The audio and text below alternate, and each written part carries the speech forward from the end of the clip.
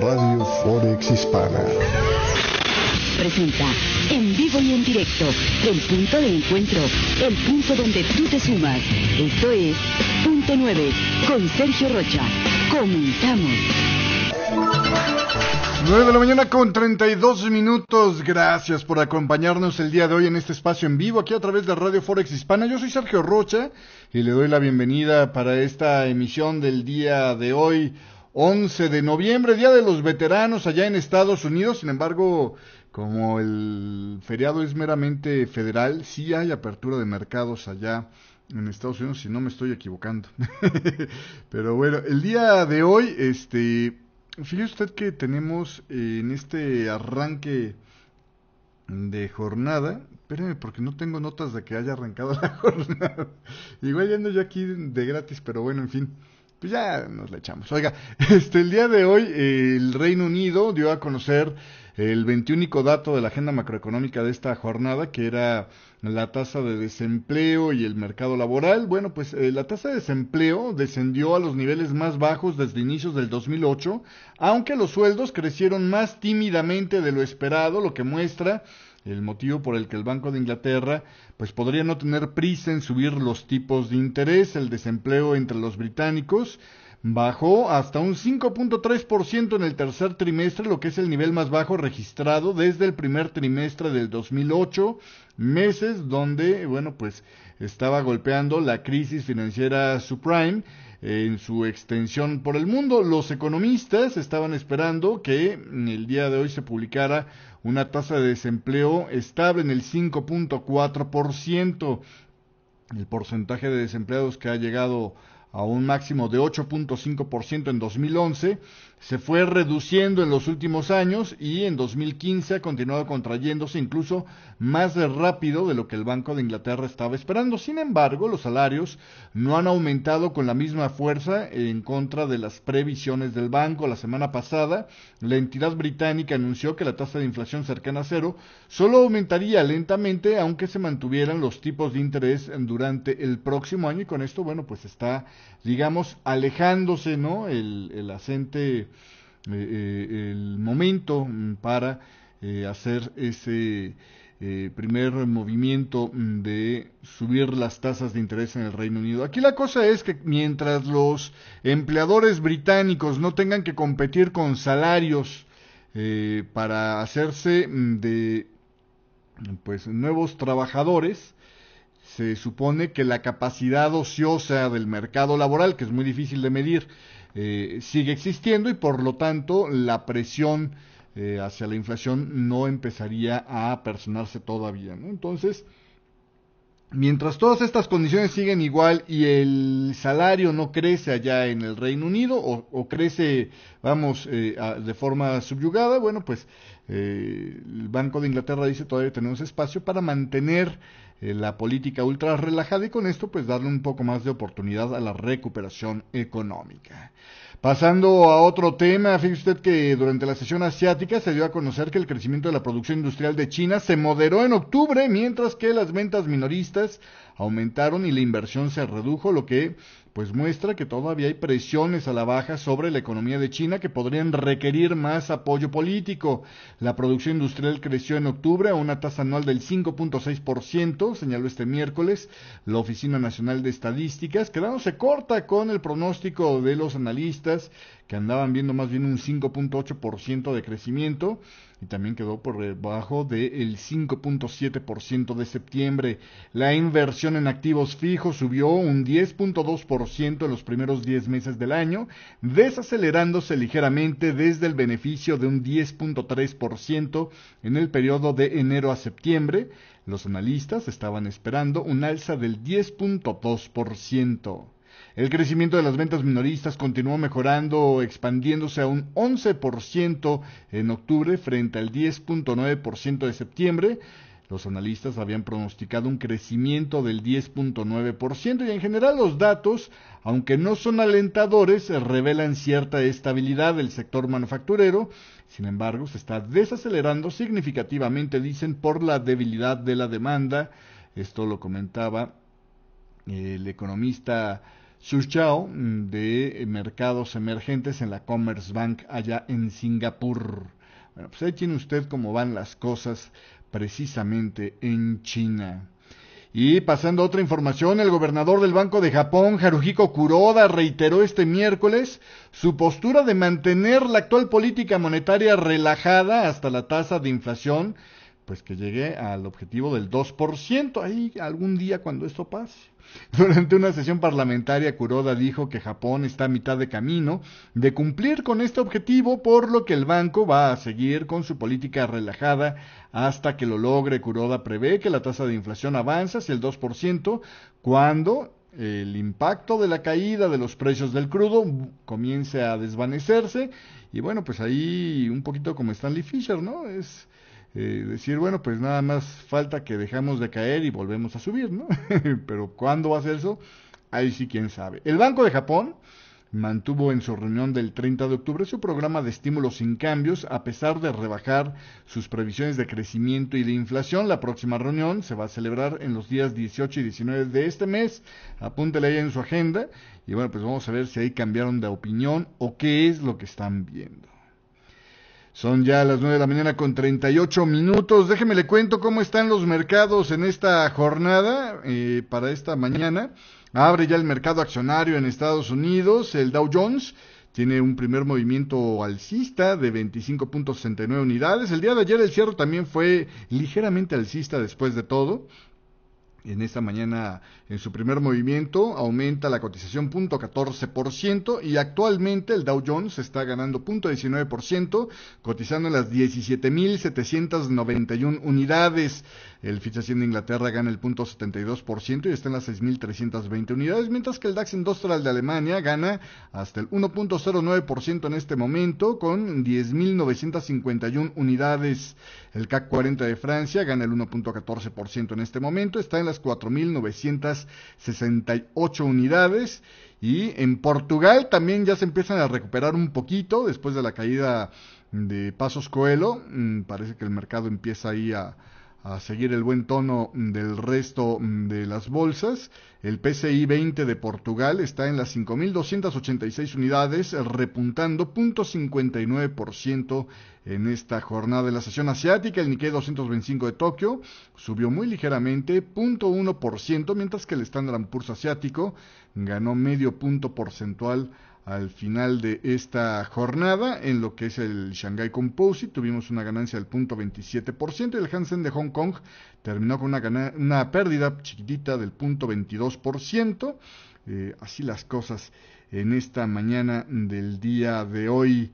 Corte comercial, yo regreso enseguida. Estás escuchando a Punto 9, especial del Día del Veterano, aquí a través de Radio Forex Hispana.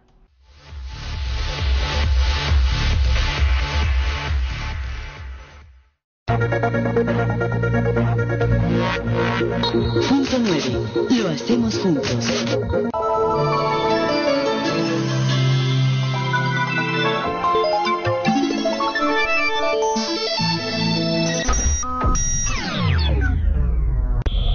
¿Y tú, qué escuchas cuando operas?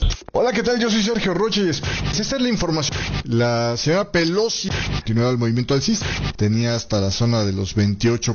Reporta que hay columnas de humo. Pero es el próximo dato a las 7. Estamos listos para escuchar la conferencia. Si usted había tomado el rally, convertir esta operación en un boleto gratis a la oportunidad. Seguimos en vivo aquí a través de Radio Forex Hispana. En vivo, música e información desde la apertura de mercados en Europa hasta la 1 de la tarde hora de Nueva York por forexhispana.com. Punto 9. Conducido por Sergio Rocha.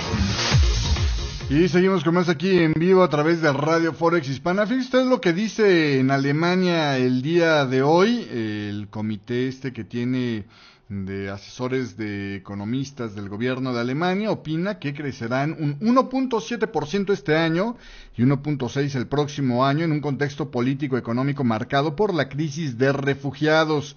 Los denominados 5 sabios allá en Alemania difundieron su informe anual de previsiones macroeconómicas, haciendo especial hincapié en las consecuencias de la masiva llegada de inmigrantes a Alemania y la estabilidad de la eurozona. La buena evolución económica se mantendrá en el próximo año, pero debido a la inmigración de refugiados se ha hecho aún más importante mejorar la preparación para el futuro de la economía alemana a través de condiciones macroeconómicas, aseguró un comunicado emitido por Christoph Schmidt, presidente de este consejo. Según sus estimaciones, la población con empleo cerrará este año ligeramente por encima de los 43 millones de personas, lo que sería un récord histórico.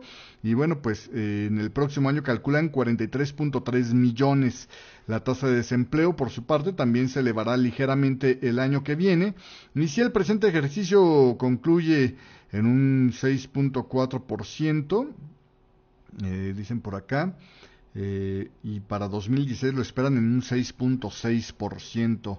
El informe explica que la llegada de refugiados a Alemania es el elemento clave que explicaría estos comportamientos en el mercado laboral, y avanza que sus consecuencias a mediano plazo, aunque son difíciles de predecir con detalle por las incertidumbres en torno a su evolución, serán en todo caso moderadas.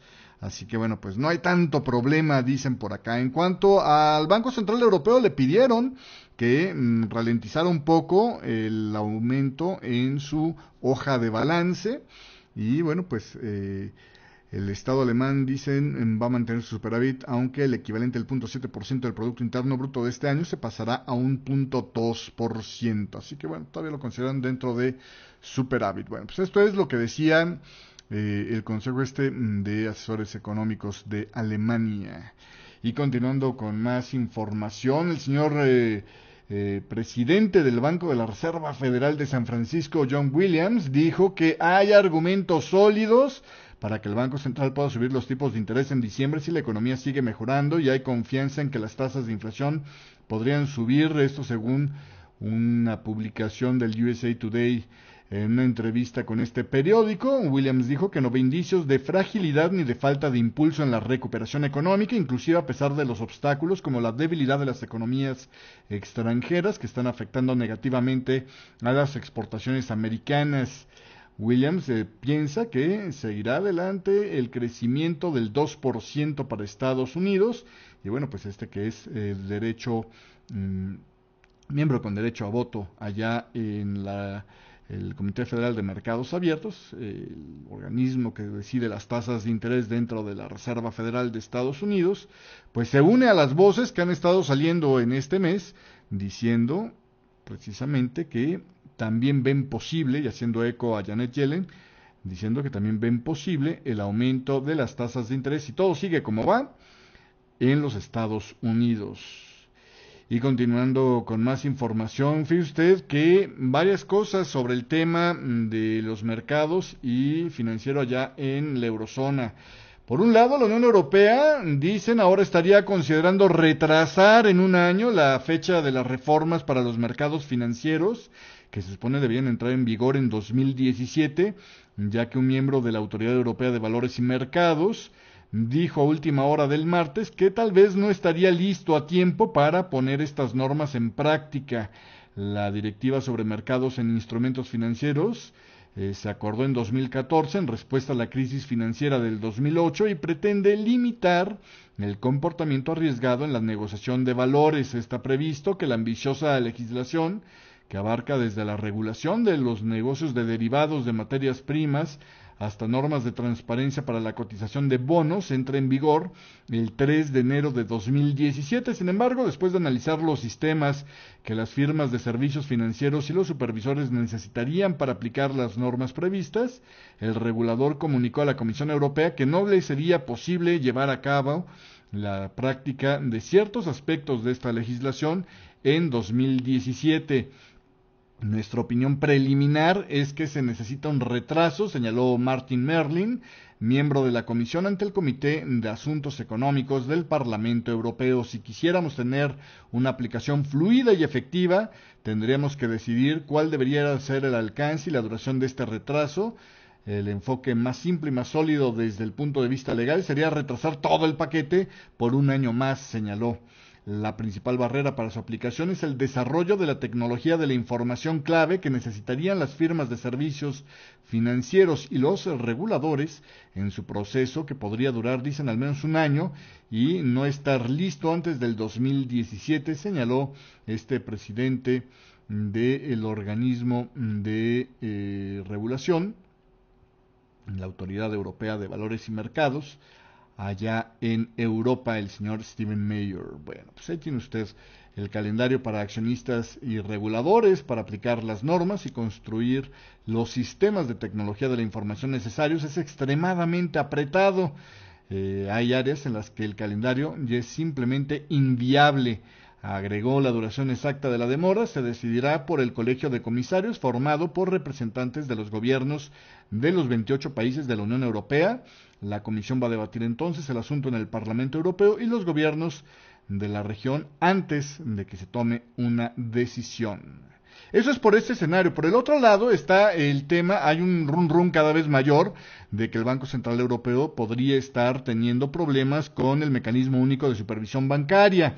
Y a esto, bueno, pues se agrega esta noticia de que el Banco Central Europeo habría tomado este miércoles medidas hacia la armonización de los estándares de supervisión bancaria en el continente con el fin de limitar la convivencia de diferentes normativas que harían que los bancos pudieran elegir las normas de supervisión más favorables para ellos.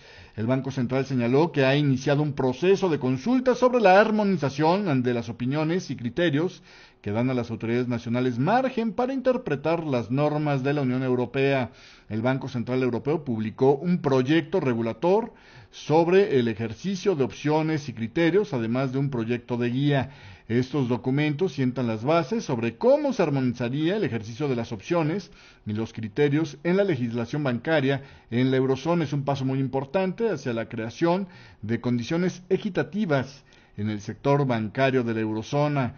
El Banco Central ha explicado que el análisis realizado al sector bancario, que completó el año pasado antes de convertirse en el supervisor bancario del bloque, pues mostró que existen considerables diferencias en la manera en la que estas opciones y criterios son gestionados dentro de la eurozona, y aunque algunas de estas diferencias se espera que disminuyan a lo largo de los próximos años, a medida que desaparezcan algunos arreglos temporales, un gran número de opciones y de criterios son de naturaleza permanente y por esto perdurarían considerables diferencias si no se toman medidas hacia una armonización.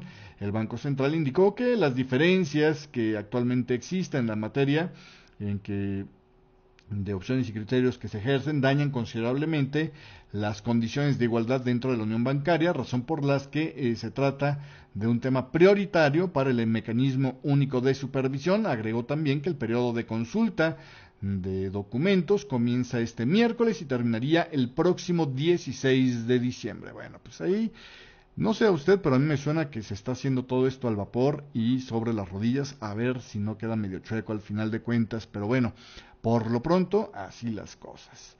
Son las 9 de la mañana con 49 minutos, vámonos a un corte comercial y de regreso. Grecia prevé volver al mercado de deuda en la segunda mitad de este 2016. Además, le voy a estar platicando pues qué es lo que van a estar tratando en la cumbre del grupo de los 20 y también vamos a estar hablando, si nos da tiempo, que yo espero que sí, del escándalo de que le costó el poder a Passos Coelho allá en Portugal, apenas a 10 días de estar gobernando en este segundo mandato. Todo esto y más de regreso después de este corte comercial aquí a través de Radio Forex Hispano. 9:50, yo regreso.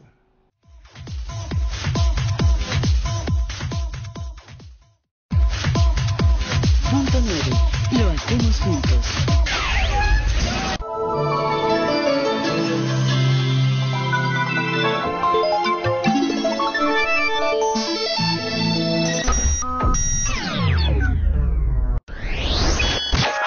Nobels relevantes. Este es el grupo de personas que por sus avances e ideas revolucionarias han ganado un premio Nobel y que tienen que ver con el mercado. Y uno de ellos es tal vez más conocido a partir de que Russell Crowe lo protagonizara en la película Mentes Brillantes. Sin embargo, para la economía ha generado una aportación invaluable. En 1994 se hace acreedor al premio Nobel por su teoría de juegos, que entre otras cosas habla de las estrategias dominantes, uno de los factores claves para interpretar y entender modelos de negociación, entre otros, por ejemplo, las subastas, el uso de incentivos para favorecer una actividad a otra y muchas de las modelaciones que se utilizan en el mundo económico. Estos son los hombres que han forjado su paso a través de la historia y han obtenido el reconocimiento del Premio Nobel con temas relacionados a la economía. Punto 9. Conducido por Sergio Rocha. Seguimos con más en vivo aquí a través de Radio Forex Hispana y fíjese usted que dice Ardo Hansson, el señor gobernador del Banco Central de Estonia, que el Banco Central Europeo no necesitaría reducir sus tipos de interés, incluyendo el de los depósitos. Esos comentarios apuntan a que un estímulo adicional del Banco Central Europeo que los economistas esperan se anuncie en la reunión del 3 de diciembre, no cuenta con un apoyo generalizado o universal, por lo menos, de los miembros del Consejo de Gobierno del Banco Central Europeo. Había transcurrido durante esta semana, ¿se acuerda usted? A principio de la semana un decline en el euro, precisamente por el rumor de que estaba apareciendo un consenso al interior del Banco Central Europeo para rebajar los tipos de interés. Bueno, pues Hansson dice que la rebaja de los tipos de depósitos desde el nivel actual del menos 0.2% sí podría debatirse y es técnicamente posible, pero que hasta la fecha no hay una propuesta firme sobre la mesa para esto. Sabiendo lo que sea ahora, no creo que debamos dar ese paso, opinó Hansson, pero si la tendencia en las próximas semanas se vuelve muy negativa, entonces técnicamente podrían analizarse todas las opciones, pero al final el análisis tiene que ser bastante exhaustivo, declaró el señor Hansson. Bueno, pues así las cosas, según el presidente del Banco Central de Estonia. Y continuando con más información, fíjese usted, le decía antes de irnos al corte, Grecia tiene previsto volver a los mercados de bonos en la segunda mitad del año. Según señaló Euclides Akalotos, el ministro de Finanzas de Grecia, el país que estuvo peligrosamente cerca de tener su Grexit, de salir de la eurozona, luego de muy tensas negociaciones para obtener un rescate de 86,000 millones de euros, no ha emitido deuda a inversionistas privados desde julio del 2014.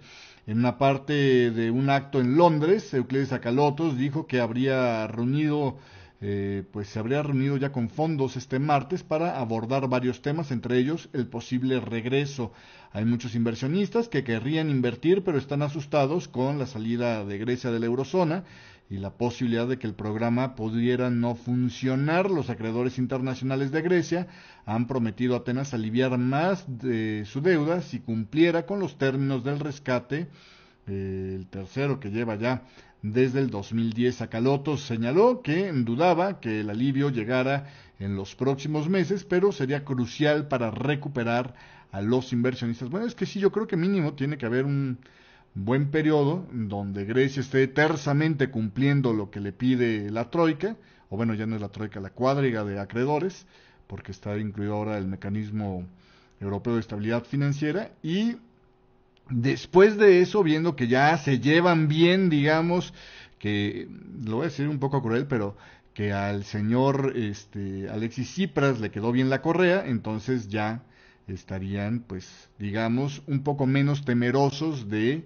invertir en bonos, ¿no? Sobre todo también una vez que ya se sepa qué va a pasar con el tema o el debate del haircut famoso que el Fondo Monetario Internacional está pidiendo una vez más para la deuda de Grecia, ¿no? Mientras eso no se arregle y eso no se dé por visto ya, me parece que pues sería de tontos intentar comprar bonos que muy probablemente en cosa de unos cuantos meses se decida con que ahora valen menos, simplemente apúntame en el hielo parte de la deuda y el otro te lo cambio por papelitos que a lo mejor también te los voy a reestructurar después y más adelante, ¿no? Entonces, pues la verdad es que sí suena complicado ese regreso todavía por lo pronto.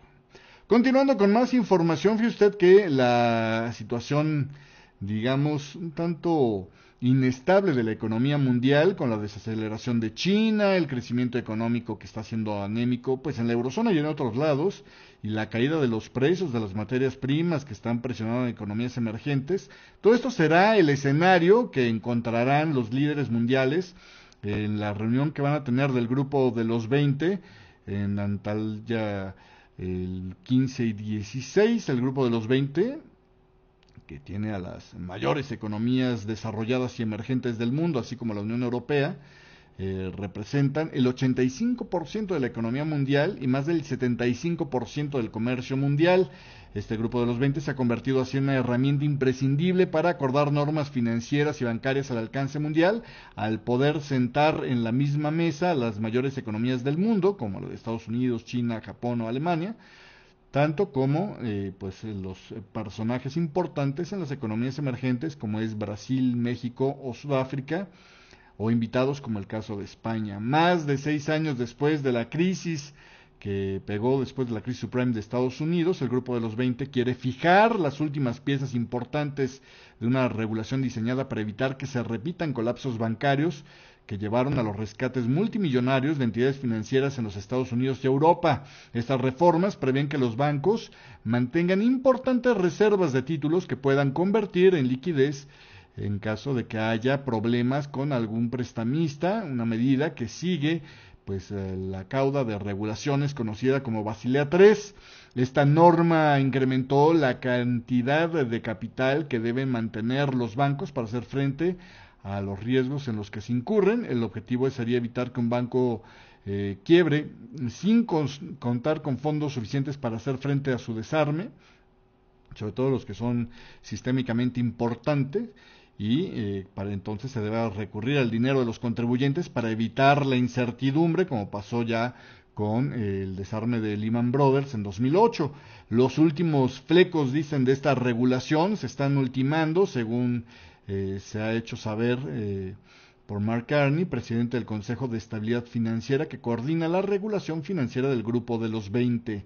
Este grupo encargó a este Consejo de Estabilidad Financiera en 2009 crear una regulación que permitiera hacer más sólido el sistema financiero con medidas como aumentar los requisitos de capital bancario, mejorar la transparencia en los mercados de derivados y poner algún tipo de limitación a las primas de los banqueros. Turquía es el anfitrión presidente de esta cumbre del Grupo de los 20 y encargado de establecer las prioridades que se resumen en un lema conocido como las 3 Is, que es inclusión, implementación e inversión para el crecimiento. Y bueno, pues vamos a ver cómo van las cosas. Por lo pronto, el premier turco, Ahmet Davutoglu, ha señalado que el tiempo de actuar es ahora, recordando que en noviembre del 2014 el Grupo de los 20 acordó un plan de acciones con alrededor de 1,000 compromisos que, de aplicarse plenamente, sumarían más de $2 billones al Producto Interno Bruto Mundial y generaría millones de empleos adicionales para los ciudadanos en el 2018. El Grupo de los 20 también seguirá trabajando en la transparencia fiscal. La Unión Europea considera que esta reunión tendría que terminar con un acuerdo ambicioso sobre más acciones globales para hacer frente a la evasión fiscal transfronteriza y a la evasión fiscal en general. Bueno, aquí la cosa nada más hay que ver que ellos mismos se cumplan sus reglas, pero bueno, la situación económica internacional, especialmente la debilidad de la economía de China y su efecto en la caída de la demanda de materias primas, será también un aspecto que podría debatirse entre los líderes del Grupo de los 20. Y continuando con más información, vámonos ya para terminar hoy con el chisme de Portugal. Fíjese usted que la alianza de izquierdas en el nuevo Parlamento de Portugal derribó este martes por la noche al gobierno conservador de minoría, o gobierno conservador que era el partido más electo o más votado, pero no logró una mayoría parlamentaria, lo que aumenta la presión sobre el presidente Aníbal Cavaco Silva para que nombre al primer ministro como el líder del Partido Socialista y contrario a las políticas de austeridad, el señor se me acaba de ir su nombre, ahorita me sale en la nota, espérenme.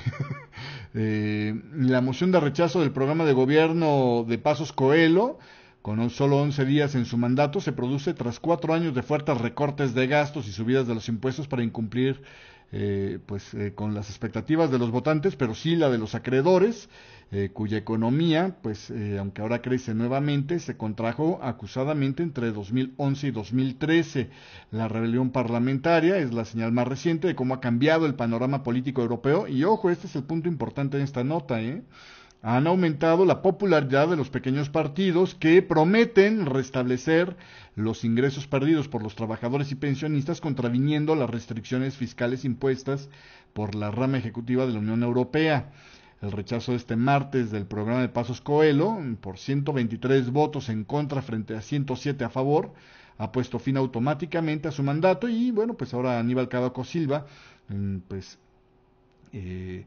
habría que ver qué es lo que hace después de que le pidiera formar gobierno luego de las elecciones parlamentarias del 4 de octubre, donde no tenía mayoría parlamentaria y en un principio no había una alianza, digamos, de los partidos disidentes, pero después se formó y bueno, pues habrá que ver ahora qué es lo que decide de las opciones que tiene el señor Cavaco Silva. Puede optar por decirle a Antonio Costa, bueno, a ver, trata tú de formar gobierno, ¿no? Y probablemente se forme, porque ahí parece ser un acuerdo ya gestado entre las izquierdas extremas de Portugal, pero también tiene otras dos opciones, ¿no? Otra es que sostenga en manera, digamos, interina a Passos Coelho hasta que vengan nuevas elecciones el próximo año, o la otra sería el tener y formar un gabinete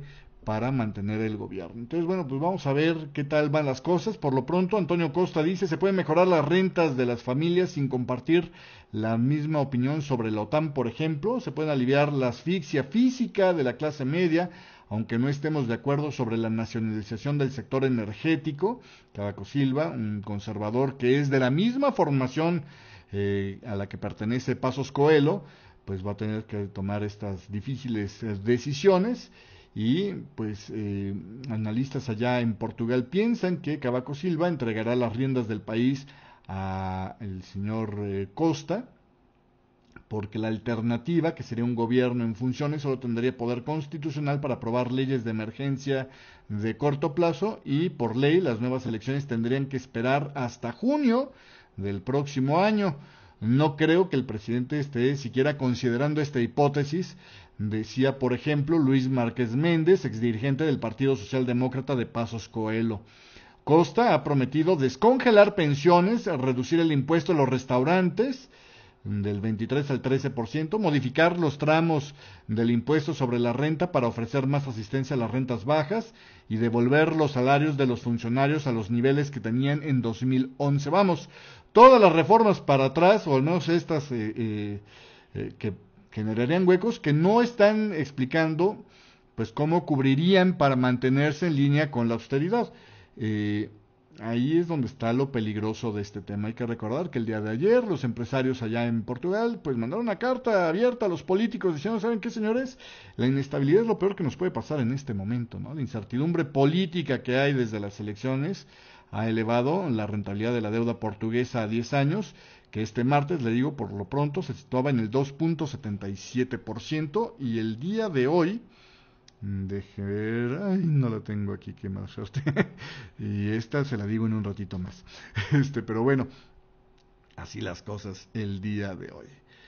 Continuando ya con esto, nos despedimos, gracias, nada más le cuento, allá en Cataluña no solamente Rajoy pega coraje, sino que también a Artur Mas le tocó ayer un poco de pegar corajes.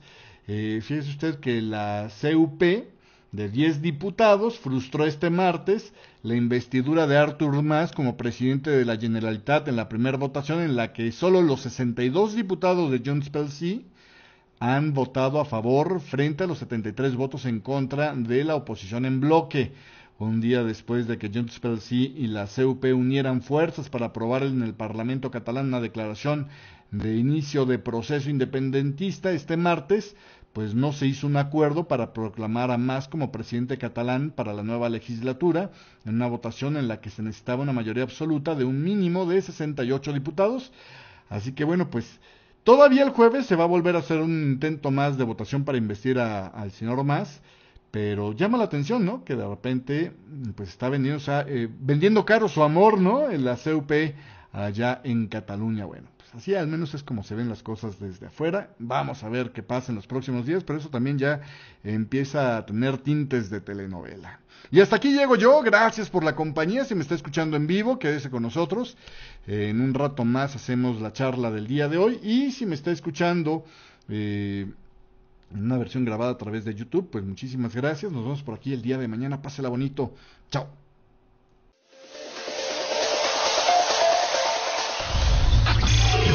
No es posible detener el tiempo. Hasta aquí con Punto 9. Conducido por Sergio Rocha. Gracias. Radio Forex Hispana presentó.